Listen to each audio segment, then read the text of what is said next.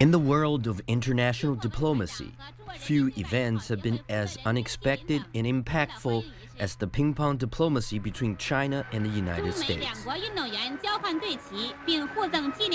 But what many don't know is the crucial role played by Henry Kissinger, the U.S. National Security Advisor at the time.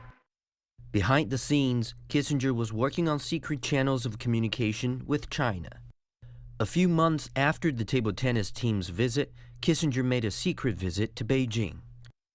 For all of us, including, of course, Dr. Kissinger heading our delegation, it was a very dramatic but uncertain time.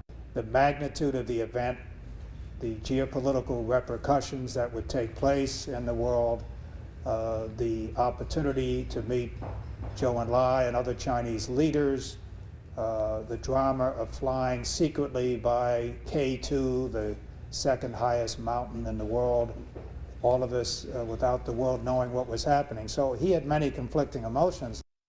Richard Nixon assumed the presidency in 1969 and appointed Kissinger as his national security advisor.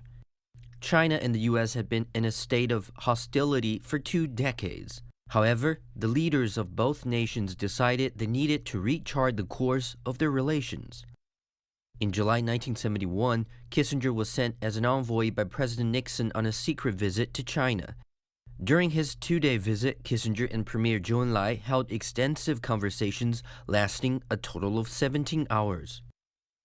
After lengthy discussions, Kissinger said the U.S. acknowledged Taiwan as a part of China and would support the restoration of the lawful seat of the People's Republic of China in the United Nations. The talks helped establish enough common ground to enable a presidential state visit for President Nixon. What my trip did is to create a framework for a visit and to give us confidence, not only that there would be a visit, but that out of this visit would evolve a historic change in Sino-American relations.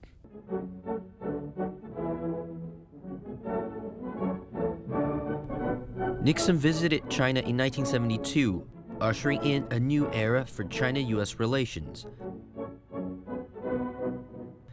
In the late 1970s, Kissinger retired from politics, but his friendship with the Chinese people did not end. After leaving office, Kissinger visited China over 100 times.